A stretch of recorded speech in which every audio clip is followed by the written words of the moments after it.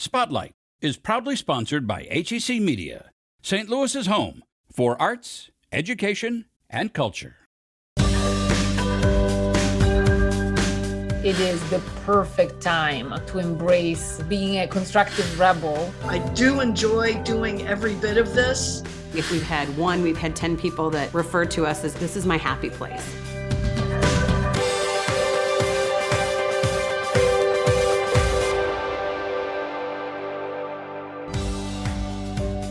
Today on Spotlight, how bookstores got creative during COVID. Plus, why artist Cheryl Mackey Smith likes to burn some of her work. And then inside the circus-themed event at the Butterfly House. But first, why breaking the rules is a good idea. It's Sunday and you're watching the Emmy Award-winning Spotlight. After more than a year of a world upended, people are heading back to in-person work. Will the workplace look the same? Or in this moment, should we question the rules and invent a better way of working? Author Francesca Gino believes the time is right for constructive rebels who think creatively and defy the status quo. Curiosity and authenticity are among the traits that lead to success, according to the author of Rebel Talent, Why It Pays to Break the Rules at Work and in Life. In her book, the Harvard Business School professor describes how rebels can change the world for the better. From a Michelin-starred restaurant in Italy, to a typewriter company that pioneered a computer revolution, to the creativity behind Disney and Pixar, Gino cites real examples of how unconventional thinking leads to unanticipated success. Joining Gino in conversation is Ed Catmull, co-founder of Pixar and former president of Pixar and Disney Animation Studios. Does it feel like it's going to be a good climate in the near future for people who are rebel leaders and who think this way? I think that given how much the world around us is changing, it is the perfect time to embrace this way of being a constructive rebel, suggesting ideas, being more open to the ideas of others, but also show curiosity in such a way that we just don't accept ways of working, but we keep on thinking about how is it that the work and how we approach this could be different. I can't think of a better time than now to think that way. Take the lessons we learned from the past, not about how to do things, but lessons about how to respond to change and how to create rapid learning environments and to think in terms of rapid learning. We often think of change as something that comes with a loss, and that often we need to just refocus our attentions to the fact that there is also an opportunity. And the opportunity is that we make whatever the problem is or the situation is actually better. The people and leaders who thrived the most across businesses were the one that, despite the fact that this crisis has been one that hurt a lot of people in so many ways, and definitely we didn't want that, but they looked at the crisis and say, where's the opportunity to do things differently, to come up with creative ideas, to be asking all sorts of questions that we weren't asking before. And so let's leverage that type of mindset and curiosity as we move forward. There are just too many companies that they're frozen because they can't conceive of what it means to do things in a new way. Mm-hmm. And not being able to conceive doesn't mean there isn't a new way. It just means you have to look hard and you have to experiment. And you have to think of the things that don't work as just things that don't work. They're not failures. I go back to this idea of always thinking about, even in moments of accidents and mistake, what's the learning and what's the source of inspirations. One of the moments that I often bring into conversation, and it's a moment that I describe in the book that comes from this 3 Michelin star restaurant, was a moment where an accident happened. A tart dropped to the floor, very expensive dessert, but also it was the last of the night. Leaders could have reacted in many different ways, and the way Bottura decided to react is looking at this smashed tart on the floor and thinking of it as the source of inspiration for a new dessert that is in fact now conceived as a deconstructed lemon tart and is now the most popular dessert at the restaurant. And the name for it is Oops, I Dropped the Lemon Tart. And so how do we think that way, develop that type of thinking, and hold on to that type of thinking where even in the most constrained situations or even in the face of a mistake or an accident, we turn that into a source of inspiration and the potential for good change. Scan the QR code on your screen with your phone's camera to watch the full interview and find out about a concept called Notes Day that Pixar used to create a better company filled with happier employees. Or head to hecmedia.org. Scan the QR code on your screen to follow us on Facebook, Twitter, or Instagram. Left Bank Books has been in business 52 years. And I've got to say, this last year with COVID is unprecedented. We have not seen anything like this in my lifetime, where the whole world is shut down. There's never been an increase, a decrease, a shift, such a cataclysmic event that changed everything that we knew about how to do business. With COVID forcing businesses to close their doors, in order to stay afloat, bookstores had to get creative in fulfilling customers' requests. When the shutdown order came, we only had like a couple of days or maybe even only 24 hours to react. We had no idea what to expect. It was overwhelming. We already had a website. We already did e-commerce, but it was kind of like this, oh, by the way, part of our business. We had to learn a lot about the volume when you process that many online orders. Like there's some snags and problems and challenges. One of which is that the store itself turns into a warehouse. And warehousing is a different profession. Orders started flooding in. People were stuck at home. They had nothing to do. So between reading and jigsaw puzzles, we had like this uptick suddenly. We do a lot of book fairs. And so we had a calendar full of book fairs, going out to schools, setting up our displays, being able to sell books. But then overnight, because of the restrictions, we saw the calendar just totally go from being full to being zero. So we were like totally devastated, and there was no hope in sight. Customer loyalty was a big part of staying open. One of the first things we did was we reached out to the community for help. I didn't really want to do that, but we were at a point where we had no choice. So we just let people know what was going on. And we had an outpouring of support from the community. And it was like the community gave us a virtual hug. I think that for maybe the lack of people maybe being able to wander around in impulse, we had another group that were like, we're going to support local and we haven't before, or we're going to support local very intentionally and maybe a little bit more. So they kind of balanced each other out a little bit.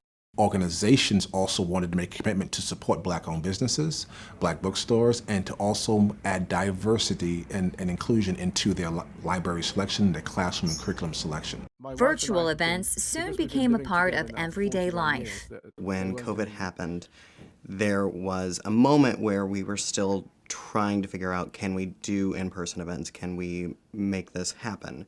And there was a very distinct moment where we knew that it couldn't. And we pivoted very quickly to figure out how can we do something, anything, knowing that events are a big part of the way that people find out about books. And that music is such an amazing way to connect with each other because it's the one thing that kind of takes the head out of it and puts it right into the heart. So, it's always been something that's been natural for me to be a part of what I am as an artist. This has opened up new doors and new avenues. We have hosted authors from literally all over the world.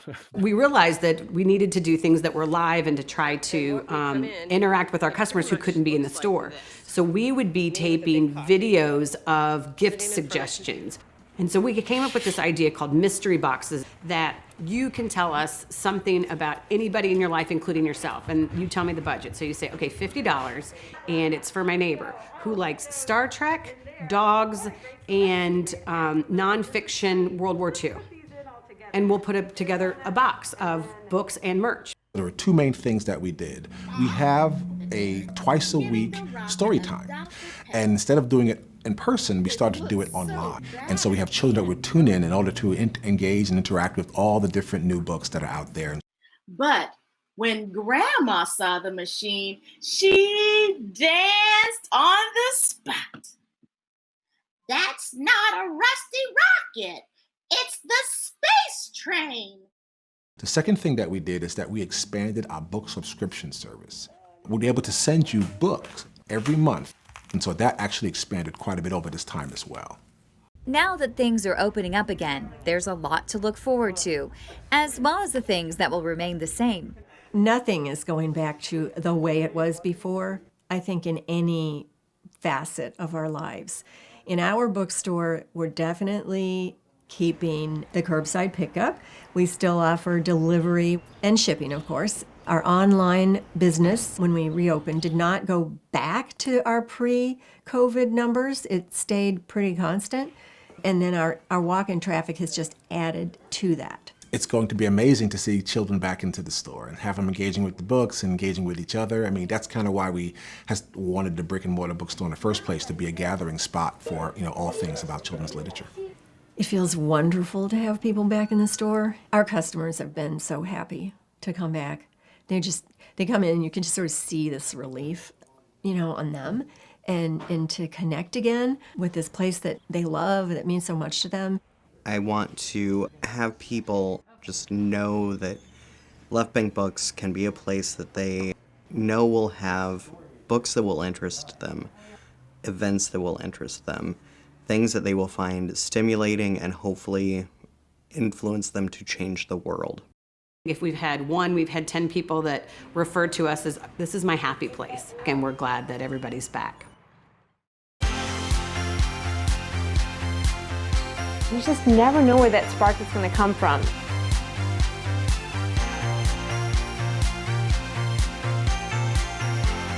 We're putting a human touch to everything through the vehicle of art. We give them the ability to hope.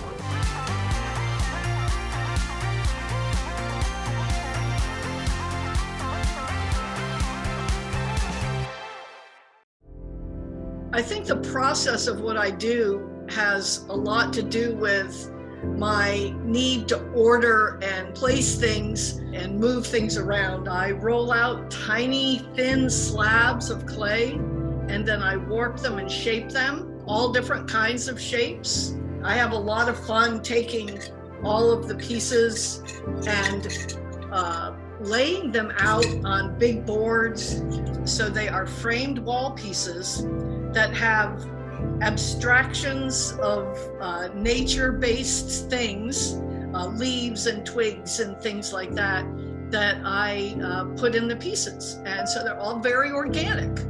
I have a lot of fun and inspiration putting the pieces together and changing them and rearranging them and just trying to come up with the very, very best composition that I can. The compositions end up being conglomerations of my thoughts, and sometimes very subtle and soft, and other times very, very busy. I really enjoy the process of burning the pieces. So after they're kiln fired, they come out of the kiln looking like this, or whatever shape I create. But then I take more pieces. I take a selection of work of pieces and I put them in a pit in the ground. It's a little low pit that I have in my backyard. And I have leaves and sticks and twigs all layered in there. And I put the fired ceramics in this pit. And they end up coming out very randomly burned. I love it that I'm taking the clay that came from the ground and I'm turning it back into the ground to add the color that nature will give it with the fire, these smoky tones, and the browns that we see in nature. That's one of the most fun parts of me, getting the pieces of clay to where I can use them to create the designs.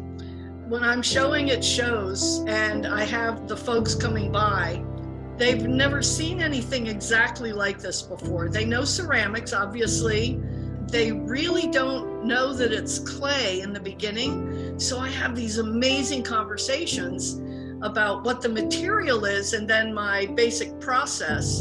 And they're like, this is clay? They think it's paper. They sometimes think it's leather. They're always amazed that it's a ceramic piece. I do enjoy doing every bit of this.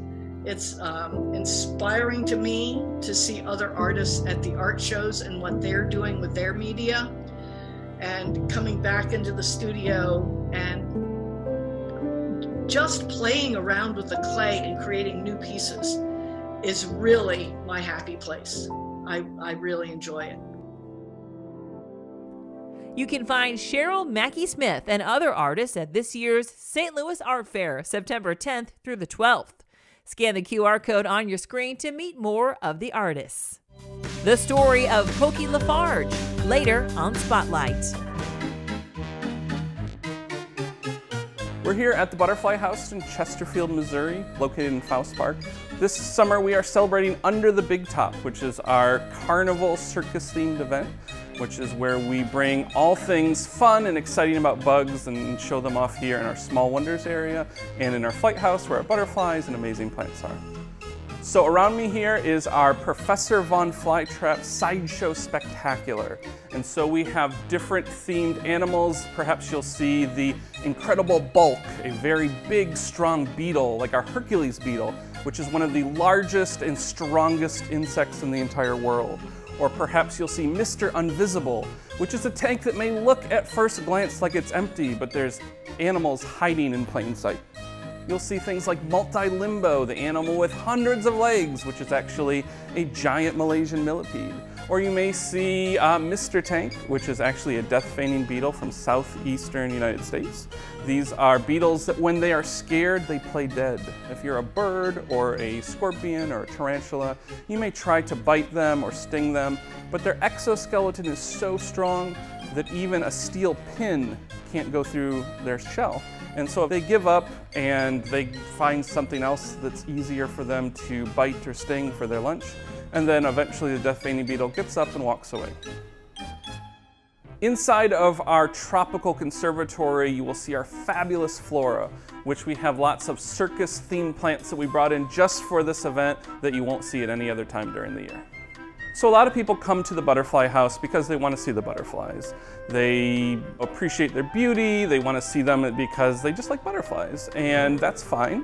But when you come here, the first thing you see is our Small Wonders area, where we really focus on some of the amazing aspects of insects that people often overlook or don't consider. And we have animals here that play important roles in the ecosystem by recycling nutrients, like our cockroaches, or play important roles by controlling pests, like some of our spiders. And so we want to sort of educate people about the amazing world of insects. We think this is a great place to bring your family for the summer. We have different events that are happening throughout the entire summer. Often every day you'll find something new happening here at the Butterfly House. You can come and perhaps there'll be a story time or an animal encounter or something new happening almost every day. Under the Big Top goes through Labor Day this year. You can visit our website at www.butterflyhouse.org for hours and more information.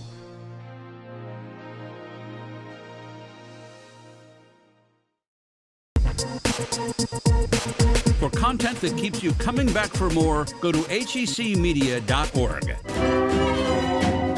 Be entertained. Get inspired. Learn something new. Connect with your community. Go in depth with experts. And your favorite authors. For original programming and award-winning content, go to hecmedia.org.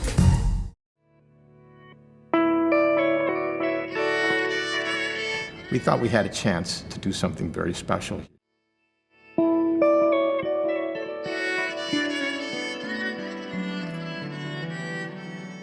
And that is to raise money for the many people in St. Louis and the St. Louis region who are out of work because of the pandemic, who work in live entertainment.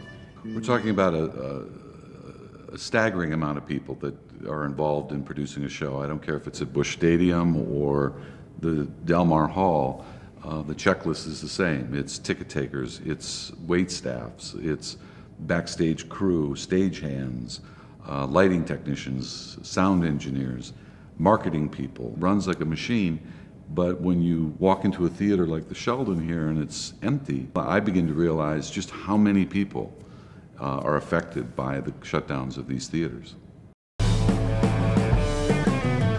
So we decided to create an entertaining video special.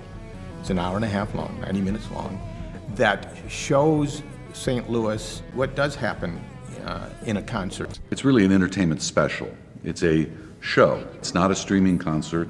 Ron has done a phenomenal job in terms of putting together, like I said, a 90-minute show featuring some of the top names in entertainment. Sandy Hagar, Kevin Cronin of REO Speedwagon, George Thorogood, Paula Poundstone are just a few of them, plus a host of local musicians from Mama's Pride. Pat and Danny Liston will both be doing separate things. It's really it's quite an endeavor. In fact, in every case, to a person, all of them went above and beyond. We didn't ask them for anything in particular. We suggested, tell us some stories of your memories performing in St. Louis, and they all told some very funny stories.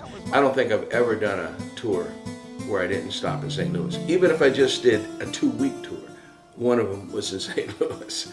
I think the most memorable thing that ever happened to me on a show in St. Louis was I guess it was 79, 80, 81. I did Busch Stadium, the old Busch Stadium, the original one.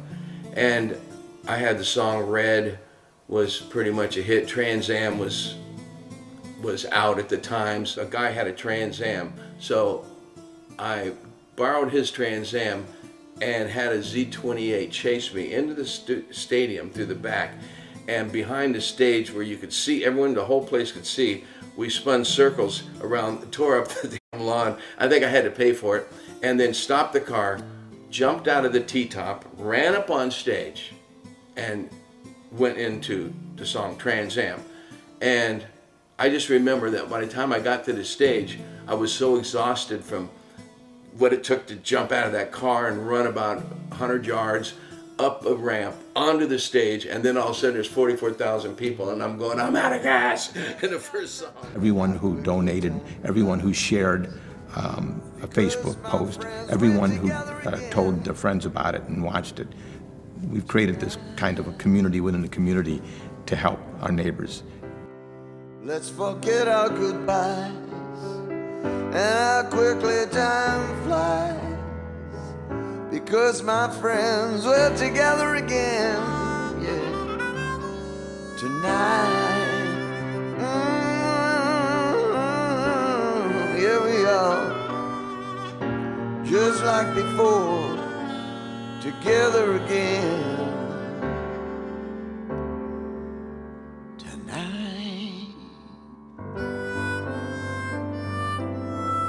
Keep Live Alive St. Louis raised $100,000, enough to fund grants for every eligible applicant in the region who lost income due to the pandemic. You can find the stories featured in today's show along with past episodes and more at hecmedia.org/spotlight. I want to take you back to St. Louis now. The Missouri is my right arm, the Ohio is my left. I'm living on the Mississippi River where I like life the best. I don't mind a Humility is something that I wonder if we're born with, but certainly people in the Midwest are raised that way, maybe not so much on the surface, but more so it's ingrained in you, I think. People sing about California a lot, and Texas, yeah. But yeah, they don't sing about the Midwest, and you know, it's not seen as a romantic or an exotic place, and that's what's cool about it, is that it weeds out the weak. If you want to move to the Midwest, you have to have vision for that. You're not moving here to find yourself. You're not moving here to be cool.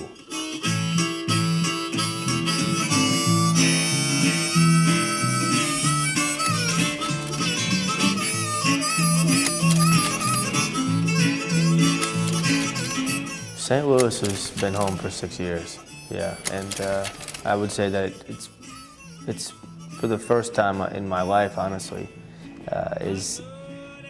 I actually have a home. So sung some before. You ain't heard it while you was walking out the door. It's goodbye, baby. Honey, your time has come. Turn the tables now, you the one on the bum.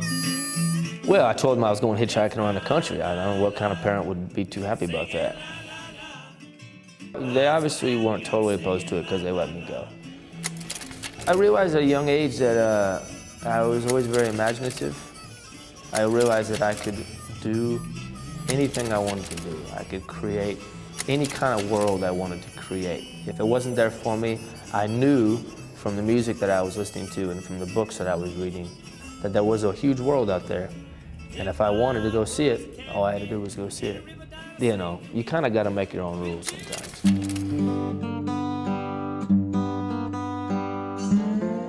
I certainly would say that I am not putting my music forward as a history project. I'm not putting myself on stage as a museum piece, as a display.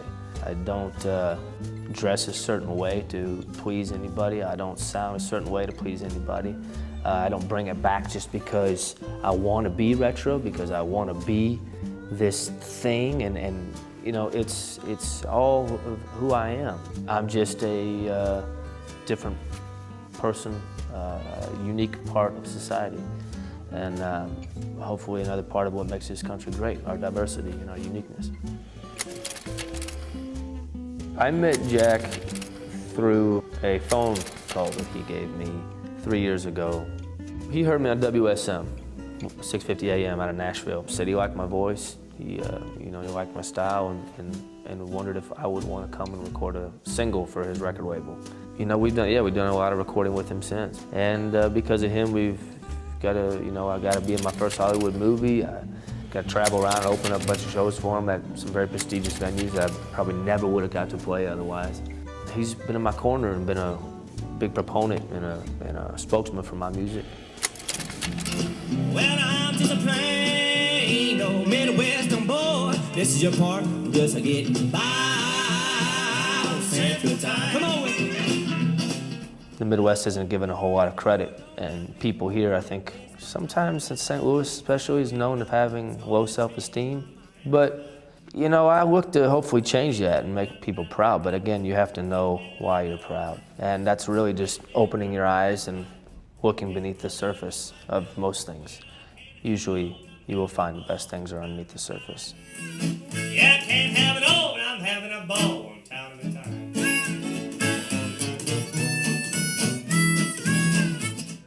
Next week, rehabilitating prisoners by introducing them to the performing arts. And a unique art exhibit where you are invited to play golf. Thanks for watching Spotlight. Join us next Sunday at 9:30 a.m. on KPLR 11.